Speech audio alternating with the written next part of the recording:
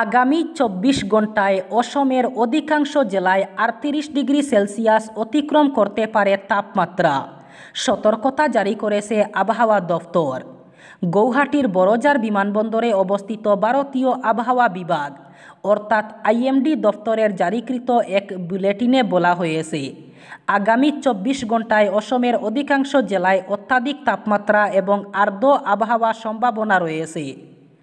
আবহাওয়া বিভাগের অধিকর্তা সঞ্জয় সাউ বিস্তারিত তথ্য দিয়ে জানান, গৌহাটিতে গতকাল ১টায় ৪০ ডিগ্রি সেলসিয়াস তাপমাত্রা রেকর্ড করা হয়েছে। বেলা বাড়ার সঙ্গে সঙ্গে সামান্য কমে ৩৭ ডিগ্রি সেলসিয়াসে পৌঁছায়। এর আগের দিন গৌহাটিতে গড়ে তাপমাত্রা ছিল ৩৮ ডিগ্রি সেলসিয়াস। শিলচরে গতকাল ৩৮ ডিগ্রি সেলসিয়াস তাপমাত্রা রেকর্ড করা হলেও আগামী ২৭ সেপ্টেম্বর পর্যন্ত তা বেড়ে ৪১ ডিগ্রি পর্যন্ত উঠতে পারে। কাঠিগড়ার বাংলাদেশ সীমান্তবর্তী চণ্ডীনগর এলাকায় বাজেয়াপ্ত করা হলো নেশায় ব্যবহৃত ১০,০০০ ইয়াবা ট্যাবলেট। বাজেয়াপ্ত করা ট্যাবলেটগুলির মূল্য প্রায় ৩ কোটি টাকা। চণ্ডীনগর সীমান্তের কাঁটাতারের বেড়ার কাছে পাচারের জন্য রাখা হয়েছিল এসব ট্যাবলেট। পুলিশের পক্ষ থেকে জানানো হয়েছে, রবিবার সকালে বিএসএফের সূত্র খবর পেয়ে কাঠিগড়া পুলিশ চণ্ডীনগর গিয়ে বাজেয়াপ্ত করে ট্যাবলেট।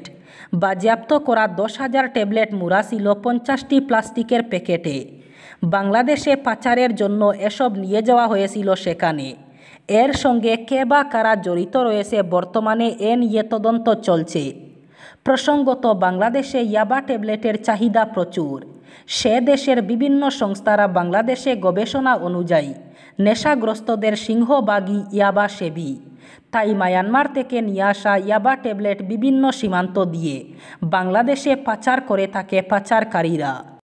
বড় ধরনের অগ্নিকাণ্ড থেকে রক্ষা পেল শিলচর শহরের বিবেকানন্দ রোডের নিবেদিতা লেনের নিবেদিতা অ্যাপার্টমেন্ট। রবিবার রাত আনুমানিক 11:30 নাগাদ শর্ট সার্কিট হওয়ার কারণে ওই বহুতল ভবনের গ্যারেজে থাকা সম্পূর্ণ মিটার বক্সগুলো জ্বলে ছারখার হয়ে যায়। স্থানীয় জনতার সহযোগিতা এবং সঙ্গে সঙ্গে দমকল বাহিনীর গাড়ি উপস্থিত হওয়ায় আগুন নিয়ন্ত্রণে আসে। বর্তমানে বিদ্যুৎহীন অবস্থায় আছে সম্পূর্ণ বিল্ডিং। ধর্মনগর শিলচরের মধ্যে চলা প্যাসেঞ্জার ট্রেন দৈনিক করার দাবি জানালো উত্তর পূর্ব রেলযাত্রী সংস্থা। সংস্থার সাধারণ সম্পাদক তথা গৌহাটি হাইকোর্টের আইনজীবী শুভ্রজ্যোতি সরকার বলেন, ধর্মনগর শিলচর ট্রেনটি খুবই গুরুত্বপূর্ণ, কারণ উত্তর ত্রিপুরার বহু সংখ্যক লোক চিকিৎসার জন্য শিলচর আসেন। এছাড়াও বহু ছাত্রছাত্রীরা শিলচরে উচ্চশিক্ষা গ্রহণে রয়েছেন। সেদিকে লক্ষ্য রেখে এই ট্রেনকে সপ্তাহে 2 দিনের বদলে প্রতিদিন করার দাবি জানালো সংস্থা। ত্রিপুরার ভারত বাংলা সীমান্ত দিয়ে অবৈধভাবে বাংলাদেশি নাগরিকদের ভারতে প্রবেশ অব্যাহত রয়েছে। কিছুদিন বিরতির পর রবিবার আবার অবৈধ উপায়ে বাংলাদেশ থেকে ভারতের সীমান্তে প্রবেশ করে আগরতলা রেল স্টেশন থেকে ট্রেন চড়ে বহিরাজ্যে পাড়ি দেওয়ার প্রাক মুহূর্তে 4 জন মহিলা সহ মোট 11 জন বাংলাদেশি নাগরিক ধরা পড়ল আগরতলা জিআর পুলিশের হাতে। একই সঙ্গে আটক করা হয় 3 জন ভারতীয় দালালকে। আগরতলা জিআর থানার ওসি তাপস দাস সংবাদ মাধ্যমকে জানিয়েছেন, গোপন খবরের ভিত্তিতে আগরতলা রেল স্টেশনে আরপিএফ এবং জিআর পুলিশের একটি দল যৌথভাবে অভিযান চালিয়ে এই 11 জন বাংলাদেশিকে আটক করে। এর মধ্যে 7 জন পুরুষ ও 4 জন মহিলা। আগরতলা জিআর থানার ওসি তাপস দাসের নেতৃত্বে পুলিশ তাদের আটক করে। ধৃতদের মধ্যে রয়েছেন মোহাম্মদ কাশেম, আয়ুব আলী, সুহাগ মিয়া, কামাল উদ্দিন, মোহাম্মদ রুবেল, কমরুল হোসেন এবং মোহাম্মদ সাইম। তাদের সবাই বাংলাদেশের খাগড়াছড়ি জেলার বাসিন্দা বলে জানা গিয়েছে।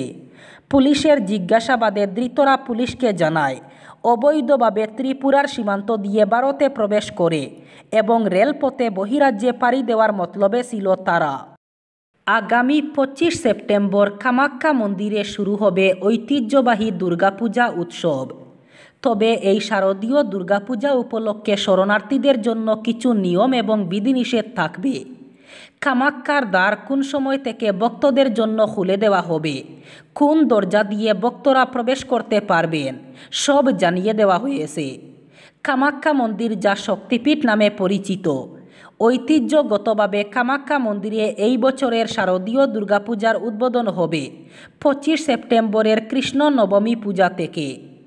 শনিবার কামাখ্যা মন্দিরের অতিথিশালায় অনুষ্ঠিত এক সাংবাদিক সম্মেলনে আগামী দুর্গাপূজার কার্যসূচি সম্পর্কে জানিয়েছেন কামাখ্যা বরদেউরি সমাজের বরদলৈ কবীন্দ্র প্রসাদ শর্মা। তিনি বলেন, আগামী 25 সেপ্টেম্বর বেলা 2টায় মন্দিরের দরজা বন্ধ করে দেওয়া হবে।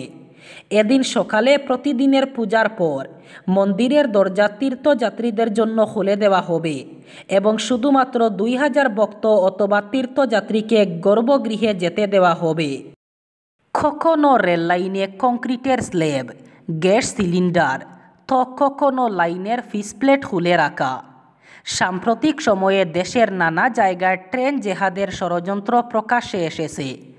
এবার মধ্যপ্রদেশে সেনা জওয়ানদের ট্রেনে বিস্ফোরণ ঘটানোর ষড়যন্ত্র দুষ্কৃতীদের। যদিও চালকের সতর্কতায় বানচাল হয়েছে ভয়াবহ ষড়যন্ত্র। জানা গিয়েছে, গত 18 সেপ্টেম্বর জম্মু ও কাশ্মীর থেকে কর্ণাটক যাচ্ছিল সেনাবাহিনীর স্পেশাল ট্রেন। যাত্রাপথে দুপুর 1:48 নাগাদ মধ্যপ্রদেশের নেপানগর এর বিধানসভা এলাকার সাফগাতা স্টেশনে ঘটে এই দুর্ঘটনা, যেখানে অজ্ঞাত পরিচয় দুষ্কৃতীরা ডিটোনেটরের সাহায্যে ট্রেনে বিস্ফোরণ ঘটানোর চেষ্টা করে। রেললাইনে ফেলে রাখা ডিটোনেটরের উপর থেকে ট্রেন যাওয়ার সময় জোরদার বিস্ফোরণ ঘটে। এরপরই ট্রেন থামিয়ে দেন চালক, যার জেরে বড়সড় দুর্ঘটনার হাত থেকে রক্ষা পায় দেশের সেনা জওয়ানদের নিয়ে যাওয়ার জন্য ট্রেনটি। বিধানসভার সীমানা পুনর্বিন্যাসে লাতু দক্ষিণ করিমগঞ্জ বিধানসভা কেন্দ্রে অন্তর্ভুক্ত হয়েছে। সম্প্রতি পঞ্চায়েত এলাকার ডিলিমিটেশনের প্রকাশিত খসড়ায় দক্ষিণ করিমগঞ্জ বিধানসভা কেন্দ্রে 2টি খণ্ড উন্নয়ন আধিকারিকের কার্যালয় স্থাপনের উল্লেখ রয়েছে। এ মতাবস্থায় লাতুতে একটি নতুন খণ্ড উন্নয়ন আধিকারিকের কার্যালয় স্থাপনের দাবি জানালেন এলাকার জনগণ। এ নিয়ে বৃহত্তর লাতু এলাকার জনগণ নতুন খণ্ড উন্নয়ন আধিকারিকের কার্যালয় স্থাপনের জন্য পঞ্চায়েত ও গ্রামোন্নয়ন মন্ত্রী রঞ্জিত কুমার দাসের কাছে স্মারকপত্র প্রেরণ করেছেন। স্মারকপত্রের প্রতিলিপি ডিস্ট্রিক্ট কমিশনার প্রদীপ কুমার দ্বিবেদী, রাজ্যসভার সাংসদ মিশন রঞ্জন দাস, লোকসভার সাংসদ কৃপানাথ মালা, উত্তর করিমগঞ্জের বিধায়ক কমলাক্ষ দে পুরকায়স্থ, পাথারকান্দির বিধায়ক কৃষ্ণেন্দু পাল, দক্ষিণ করিমগঞ্জের বিধায়ক সিদ্দেক আহমেদ সহ জেলা বিজেপি সভাপতি সুব্রত ভট্টাচার্যকেও দেওয়া হয়েছে। জেলার নতুন অভিভাবক মন্ত্রী রঞ্জিত কুমার দাসের উদ্দেশ্যে প্রেরিত স্মারকপত্রে উল্লেখ করে বলা হয়েছে, বিধানসভার সীমানা পুনর্বিন্যাসের সময় উত্তর করিমগঞ্জের বৃহত্তর এলাকা সহ লাতু গ্রাম দক্ষিণ করিমগঞ্জ বিধানসভা কেন্দ্রের অন্তর্ভুক্ত করা হয়েছে। এতে বৃহত্তর এলাকার জনগণকে নানা অসুবিধার সম্মুখীন হতে হবে।